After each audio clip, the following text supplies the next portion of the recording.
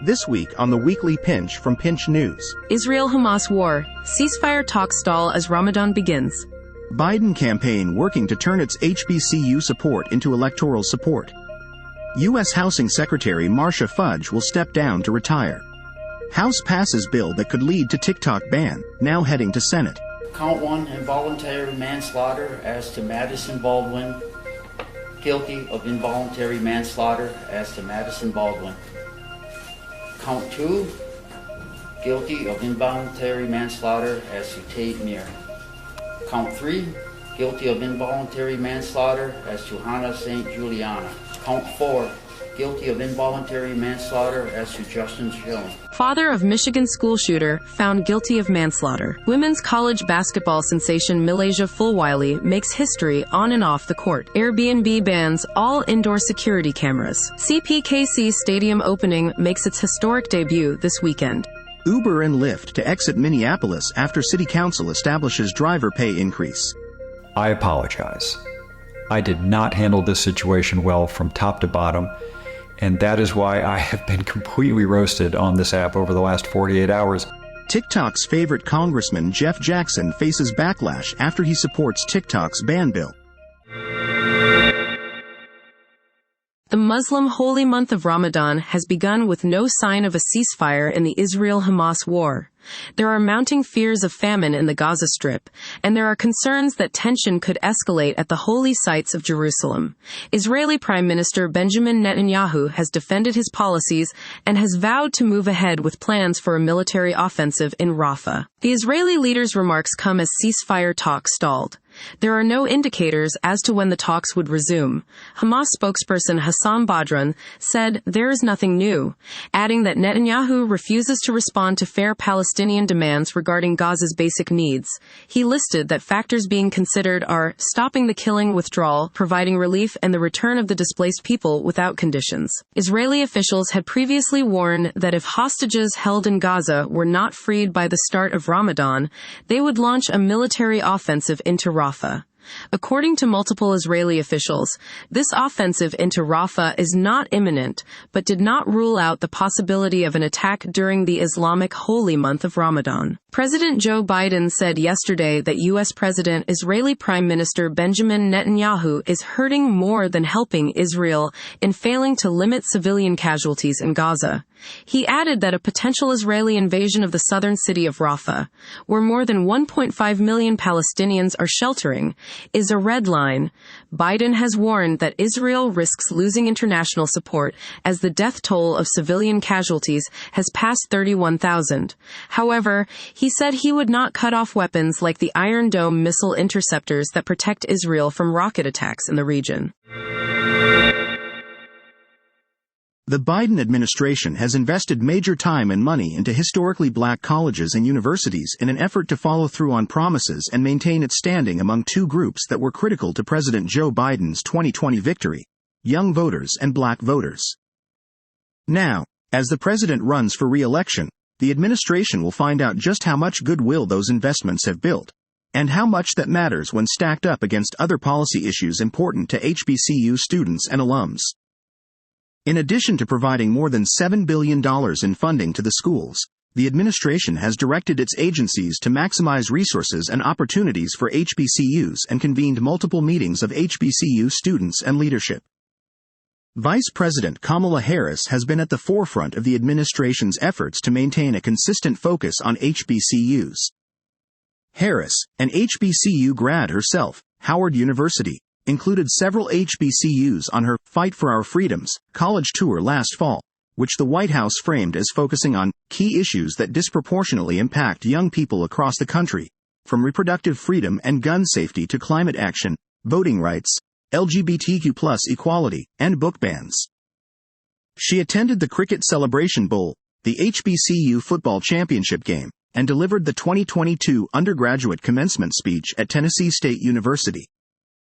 Last week, Harris hosted a White House gathering of roughly 100 HBCU students and alumni to commemorate Black History Month. She later held an after-party at her residence in the Naval Observatory. The Democratic National Committee is trying to limit Trump's impact, launching a nationwide digital advertising campaign last month to reach Black and young voters on 15 college campuses, nearly half of them HBCUs. Housing and Urban Development, HUD, Secretary Marcia Fudge has announced her retirement, becoming one of the few cabinet members to leave the Biden administration. After nearly 5 decades of public service, she plans to return home to Ohio. Fudge highlighted her dedication to serving marginalized communities, expressing pride in HUD's achievements during her tenure. President Biden commended her efforts in expanding homeownership and advocating for renters' rights. Fudge's leadership at HUD coincided with the challenges posed by the COVID-19 pandemic, including a housing affordability crisis and rising homelessness rates. Under her stewardship, HUD focused on initiatives to help renters transition to homeownership, combat appraisal bias, and increase federal housing vouchers. Despite these efforts, Fudge emphasized the ongoing need for significant funding to address housing issues effectively. Compared to previous administrations, Biden's cabinet has seen minimal turnover. The House of Representatives overwhelmingly passed a bill that would force ByteDance, the Chinese tech company that owns TikTok, to divest the popular social video app in the United States. The legislation, known as the Protecting Americans from Foreign Adversary-Controlled Applications Act, was introduced by Representatives Mike Gallagher and Raja Krishnamurthy, citing national security concerns due to TikTok's ties to a foreign adversary. The bill passed with a 352-65 vote and will now move to the Senate, where its future is uncertain. President Biden has signaled his support for the bill, and the White House has provided technical assistance in its crafting. If enacted, the bill would require ByteDance to divest TikTok within approximately 6 months for the app to continue operating in the U.S. App Store. Owners and internet hosting companies would be prohibited from supporting TikTok and other ByteDance-linked apps. Despite bipartisan support for the bill, there are concerns about its potential violation of First Amendment rights, as well as its impact on TikTok creators and the broader economy. Some, including former President Donald Trump, see banning TikTok as advantageous to competitors like Facebook parent Meta, while others argue that it could lead to significant economic consequences. Regardless, the possibility of a TikTok ban has prompted creators to explore alternative platforms to diversify their businesses. A jury has found James Crumbley, the father of the Michigan school shooter, guilty of involuntary manslaughter. This is a second conviction against the teen's parents, who were accused of failing to secure a gun at home and doing nothing to address acute signs of his mental turmoil. The verdicts, one for each victim, were read out after 10 hours of deliberations in an Oakland County court. The charge carries a maximum punishment of up to 15 years in prison on each count, which would run concurrently. The decision came more than 2 years after his son, Ethan Crumbley, then 15, used a Sig Sauer 9mm to kill 4 students and wound 6 students and a teacher at Oxford High School in suburban Detroit on November 30, 2021. The jury verdict is similar to the one handed out to his wife Jennifer Crumbley in February, as a cause of the killing of 4 students in the incident. The Crumbleys are the first parents in the U.S. to be charged in a mass shooting committed by their child. These were egregious facts in this case. These parents could have prevented this tragedy. It was foreseeable, Oakland County Prosecutor Karen McDonald said after the verdict. With just the smallest of efforts, they could have prevented this shooting and saved these kids' lives, she added. James Crumbley's sentencing will be held on April 9th. His wife, Jennifer Crumbley, will be sentenced at the same date and time. Undefeated South Carolina Gamecocks guard, Milasia Fulwiley, is continuing to make her stamp in women's basketball. Earlier this week, Fulwiley not only inked a nil deal to have her own special sauce with Mr. Seafood in her hometown, but the freshman also received the SEC Women's Basketball Tournament MVP as the Gamecocks beat LSU for the title. She is the first freshman in South Carolina history to receive the SEC Tournament MVP honor. Fulwiley has now also become the first college athlete to sign with Curry Brand, founded by 4 ex-NBA champion Stephen Curry. The Curry brand is also operated under Under Armour. Per the state, she will wear Curry shoes for the remainder of her college basketball career on the court, and also will be a brand ambassador for the brand. Fulwiley shared that she plans to be a role model for other young girls to make a difference also in the game of basketball. The South Carolina Gamecocks just finished their second consecutive season undefeated and look to continue the journey to reach the Final Four for the fourth consecutive year this March Madness. Starting April 30th, Airbnb rentals will be banned from having indoor security cameras. The company has decided to remove them to prioritize guest privacy. In addition to prohibiting indoor cameras, hosts will be required to inform potential guests if they have any outdoor cameras. Many hosts believe the cameras discourage guests from throwing loud parties and misusing the property. However, Airbnb is taking action after numerous reports of hidden cameras being found by unsuspecting guests. Hosts who violate the new rule will have their Airbnb account or listing removed. The company stated that devices like doorbell cameras will continue to be permitted on Airbnb listings. Kansas City will make history this Saturday afternoon as CPKC Stadium will host their home opener on March 16th at 12 p.m. Central Standard Time. CPKC Stadium is the home stadium of the National Women's Soccer League, Kansas City Current, but it's also the first stadium in the world built specifically for professional women's sports. Previously, the Kansas City Current were sharing a stadium at Children's Mercy Park with Sporting KC, the MSL team. The Current's inaugural season in 2021 marked the first time Kansas City had professional women's soccer since 2017. Brittany Mahomes, previously a professional soccer player and wife of Patrick Mahomes, helped bring the NWSL back to life in Kansas City as she invested as part owner. Patrick, 3x Super Bowl winning quarterback for the Kansas City Chiefs, also became a part owner in 2023 as he invested in the Current and their stadium. The Current has brought in Raven Jemison to serve as president of the team. Jemison previously was the executive vice president of business operations for the NBA's Milwaukee Bucks. Under her shared leadership, the team saw much success, including winning an NBA championship in 2021. Jemison also has previously worked in MLB and the NBA league office. The CPKC will make its historic debut with the home opener against the Portland Thorns Saturday, March 16th at 12 p.m. Central Standard Time.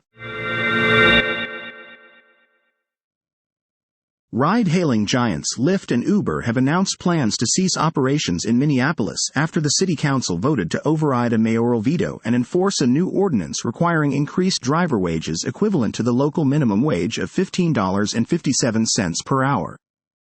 Both companies criticized the ordinance, with Lyft calling it deeply flawed, and stating that it makes their operations unsustainable.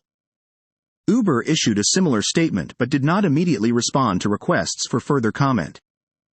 The ordinance, passed by the City Council despite Mayor Jacob Fry's opposition, mandates that ride-hailing companies pay drivers a minimum rate per mile and per minute spent transporting riders, or $5 per ride, whichever is greater. The measure aims to ensure fair compensation for drivers, but critics argue that it will lead to increased costs for all users, including those with low incomes and disabilities who rely on ride-hailing services. Supporters of the ordinance, including Councilmember Jamal Osman, emphasize the need to provide dignified minimum wages to drivers, particularly those from marginalized communities who have often served as cheap labor for ride-hailing companies. Osman highlighted the council's commitment to prioritizing workers' rights over corporate interests. In response to the ordinance, Lyft and Uber have pledged to advocate for statewide legislation that would override local regulations. State House Republicans have already proposed a bill to preempt such local regulations, aligning with the company's stance. Governor Tim Walz expressed concern about the impact of Lyft and Uber's departure on those who rely on their services, including disabled individuals. He hopes for a legislative compromise that ensures fair pay for drivers while preventing the companies from leaving the market entirely. Similar policies increasing wages for ride-hailing drivers have been implemented in cities like Seattle and New York City, where Uber and Lyft continue to operate despite the new regulations. And I get it. If I were in your shoes, I would probably feel the same way. I would see someone who used this app to build a following and then appears to have voted against it, and I would be upset. And I would feel like I deserved more of an explanation. Representative Jeff Jackson, a Democratic congressman from North Carolina, experienced a significant drop in his TikTok followers, losing over 100,000 virtually overnight after voting to ban the app. Despite the bill passing with 352 votes, many TikTok users felt betrayed by Jackson's decision, viewing it as a unique betrayal considering his previous popularity on the platform. In a video posted on X, Jackson attempted to justify his vote by expressing concerns about China's national security laws and the potential influence of the Chinese government over TikTok's algorithms and American politics. He reassured viewers that he believes TikTok will not be banned but may instead be sold for billions of dollars and continue operating. However, TikTok users were not satisfied with his explanation, labeling him a hypocrite in the comments section of his recent videos. Jackson has previously highlighted TikTok as a tool for educating constituents about the legislative process and promoting transparency.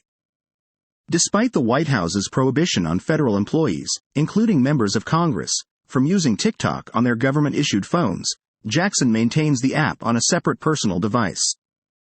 Last April, he expressed a preference for ByteDance to sell TikTok rather than see it banned, allowing him and his constituents to continue using it. Despite the backlash and loss of followers, Jackson remains the most followed member of Congress on TikTok, and he continues to post on the platform. However, his posts now receive criticism and negative comments from users who disagree with his stance on the app's ban. That wraps up all of the news from the Weekly Pinch. Tune in next week for more. In the meantime, visit us online at www.pinchnews.com.